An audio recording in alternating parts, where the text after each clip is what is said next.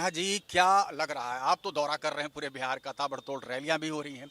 मगध क्षेत्र में पहले दौर में हमने देखा कि नरेंद्र मोदी जी का बहुत फोकस है। देखिए, मैं बता दूं कि पहले फेज का 4 लोकसभा में चारों जगह हमने गया और हम सिर्फ हेलीकॉप्टर से नहीं गए, बाई रोड गए। कई जगह हमने नुक्कड़ सभा जनसंपर्क किया है।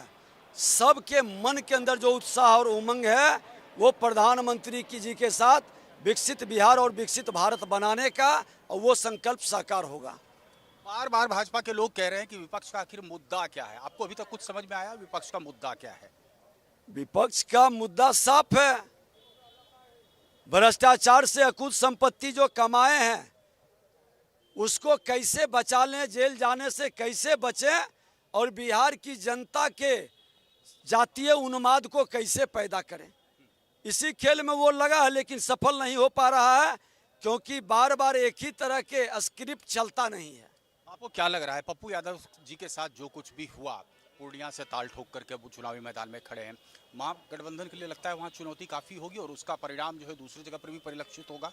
देखिए, अवसरवादी राजनीति का यही रहस्य होता है।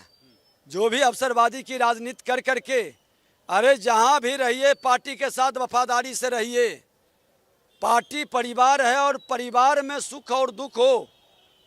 जो बार बार बदलता है दल, बार बार अपने स्वार्थ के लिए, अवसरवादिता के लिए राजनीति करता है, उनकी यही गति होती है और उस गति में इनके प्रति जनता की कोई सहानुभूति नहीं है। अगर वो इंडिपेंडेंट जीत भी जाते हैं तो क्या आपको लगता है भाजपा के दरवाजे उनके लिए कभी खुल सकते हैं? ये काल्पनिक प्रश्न है। जीतने का तो दूर से जमानत बच गया, यही बड़ी बात होगी। यहाँ पर रोहिणी जी भी जो है वो पूरा ताल ठोक करके एकदम मैदान में खड़ी हैं।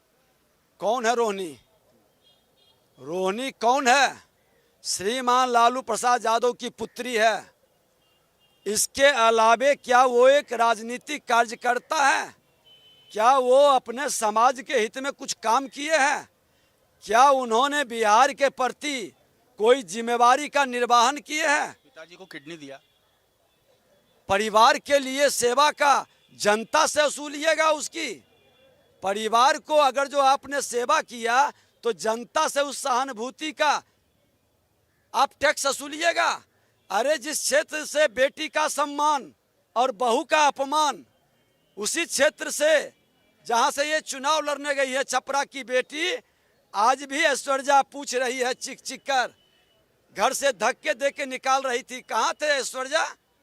ऐश्वर्या को धक्के दे के निकाल रही थी रोहिणी, ये कहाँ थी?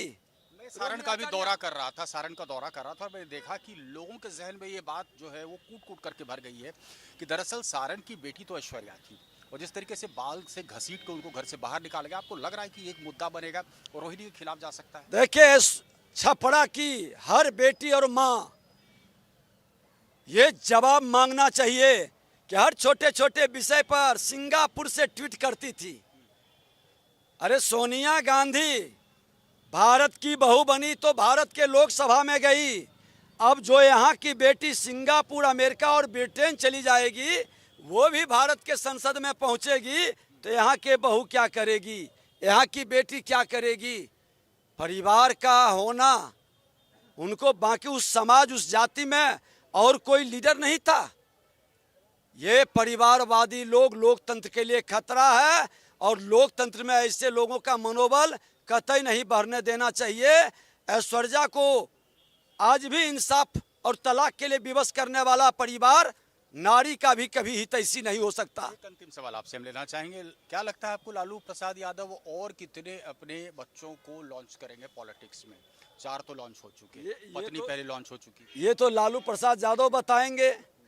परिवार के जितने सदस्य होंगे उतने जगह, जिस समाज से आते हैं उन समाज के लोग भी अब चुनौती में। कल ही मैं बैठा कार्यक्रम कर रहा था गया में, देश के प्रधानमंत्री नरेंद्र मोदी जी हमारे नवादा में कार्यक्रम थे। पार्टी का आदेश हुआ कि आप इस क्षेत्र में रहें। हमने इस क्षेत्र में गया था, वहां पर एक जगह यादव समुदाय के लोगों ने बैठ के निर्णय लिया कि ये परिवारवादी समुदाय का अपमान कर रहा है, ये इस समुदाय के लोग अब उसके पिछलग्गू नहीं बनेंगे। हमारे ही पाटलिपुत्रा से माननीय रामकृपाल यादव जी चुनाव लड़ रहे हैं। आज बताइए कि उन्होंने एक जगह सार्वजनिक तौर पर कहा था कि पिता का चप्पल उठाते उठाते अब उसका बेटा भी कहता है कि मेरा चप्पल उठाओ, तो स्वाभिमान बेच करके सम्मान नहीं प्राप्त करना। पद के लिए हम पैर नहीं पकड़ेंगे।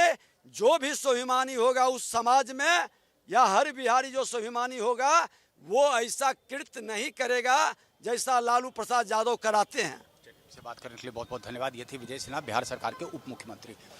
पटना से Shivpujan Jha, India daily live के लिए। और सीधे आपको लिए